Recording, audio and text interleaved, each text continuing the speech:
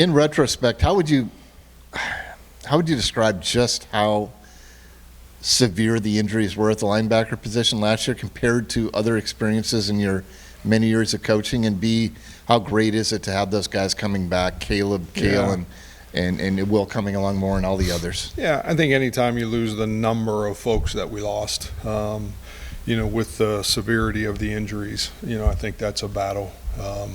But I, in all fairness, I thought the guys that were backing those guys up, that, a couple of those guys that came from, working scout team reps to, all of a sudden being in starting roles, I thought they did incredible. So, I think they turned it into no excuses and, made it a positive. And but anytime you lose numbers like that, as injured as those guys were, it creates a problem numbers-wise. And then defensive backfield, obviously a lot of decorated players have graduated, moved on. What type of blueprint did Darian create for maybe Benny to follow back there at corner? Well, I think, even when you go back as far as TJ, those guys were all started out as wide receivers here and, moved over to the defensive side. DP especially worked his way through special teams, played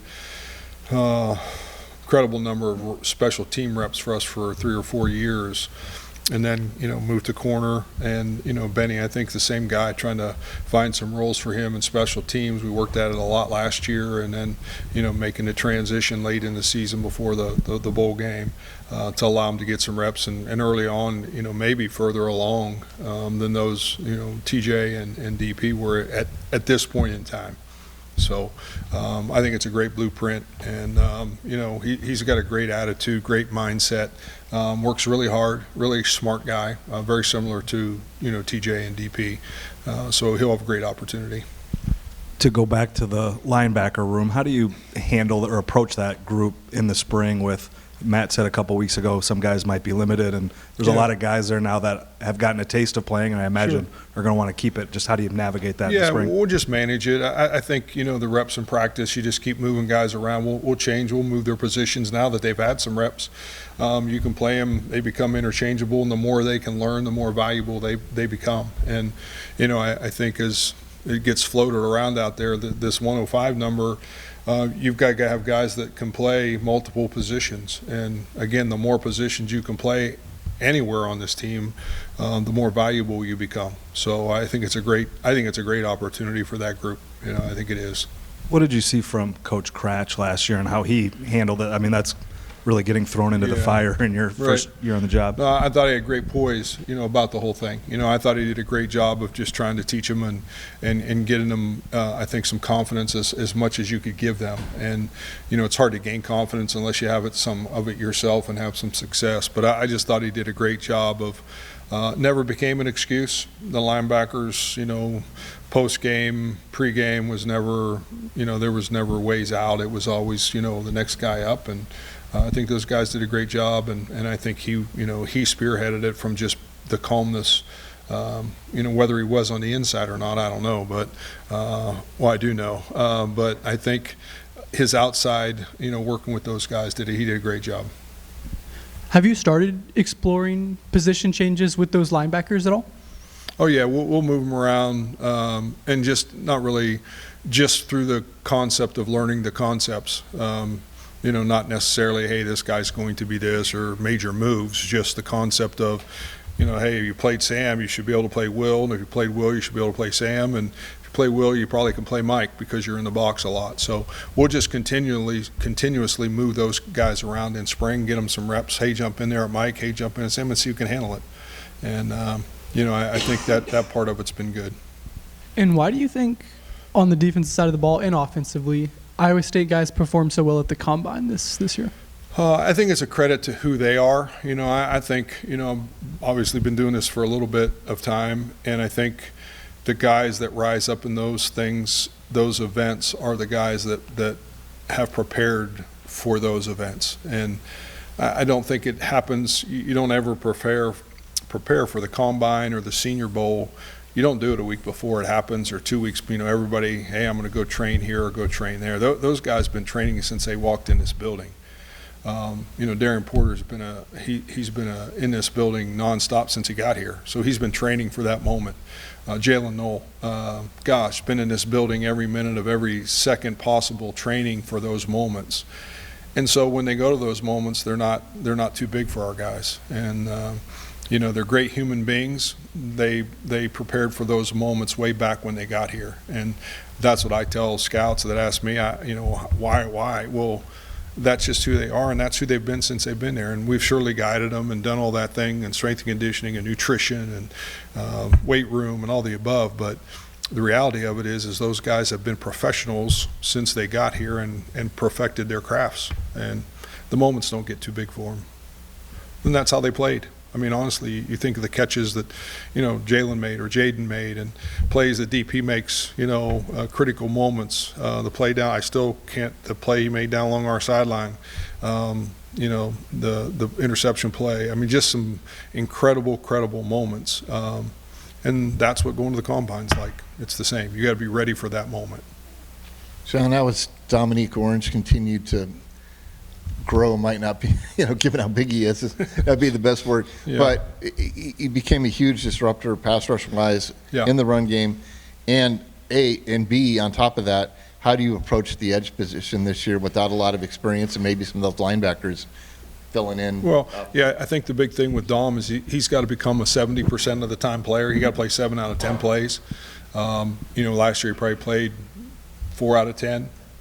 He got to play 7 out of 10 for us to be as good as we can be, and it's got to be his challenge. I mean, I think you watch at the next level, what he wants to become. Those guys aren't. It's a 50-man roster basically, and they're not coming off the field. So if you're an interior player, you better have to be ready to play. And I think that's the biggest challenge for him is how do I get to be the player I am at 7, 8 out of 10 reps instead of 3 or 4 out of 10. And that'll be the biggest challenge between here and now in season, and he understands it, and I think everybody in his building knows that we've got to get him to that point. One of our best defensive linemen, if not the best D lineman, and he's got to play. He got to be out there playing for Iowa State. Is that a consistency thing or a conditioning? Well, I think conditioning and consistency, both. I think all of that ties together. I think being able to play, man, they have a long drive. Can you stay in there 7 plays instead of coming out after 3? And he's going to have to do that for us to be good on defense. Sticking with the defensive line, obviously there's a lot of turnover at that group with obviously leadership and just production. What do you want to see from that group over the next month?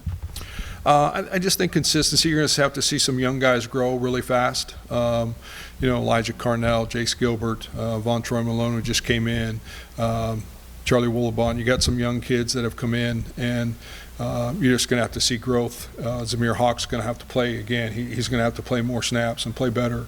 I just think that all of those guys, Kenan Butler, new guy, again, getting them up to speed from, what's the terminology, what's the techniques, what are we asking guys to do, and then being able to physically do it.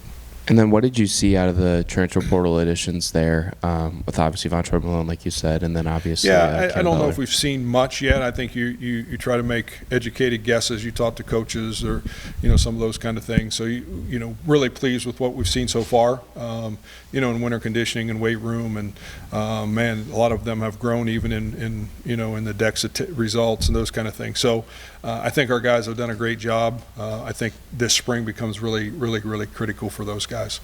When you graduate guys like JR, Bo, and Darian, who have you seen stepping up in that leadership role earlier? Well, I think that's the challenge. I think it's a great question. That may be the biggest question that we have of all the questions. Who's gonna lead when it gets crazy? And I think that's the one thing those guys were able to do. Bo had been here so long that, man, he could fix problems. He knew the problems. Never overreacted to the problems. Darren Porter, the same guy. Jalen Knoll, Jaden Heacock, like those guys were all seasoned, scarred players. And when things got a little bit crazy, those guys on offense wanted the ball, and the guys on defense wanted to be in the game. And I think that's a work in progress. I think it's a great question.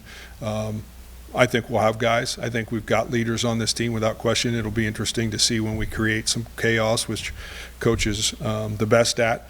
And when we create chaos, how are they going to handle it? And we'll see. We'll find out from that who steps up. any early candidates or anyone taking both the leadership role? Well, I think our locally, or- seniors, I think guys like Dom got to figure, they're going to, those guys are now in the front of the room, but they all got there.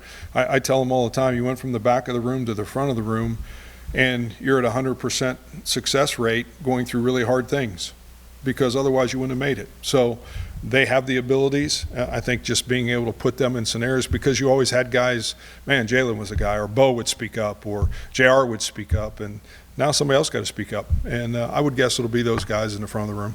And with Darian and Malik, what can their future NFL teams expect from them? Sharp guys, really smart football guys. It was interesting. Talked to one of the guys that worked our kids out the other day. So they were so impressed with how much football they know and what they know about different parts of the scheme and those kind of things. So you're getting really smart guys, and you're getting guys that won't leave the building.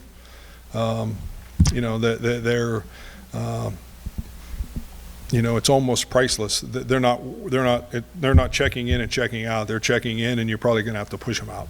And that's why they became what they became here.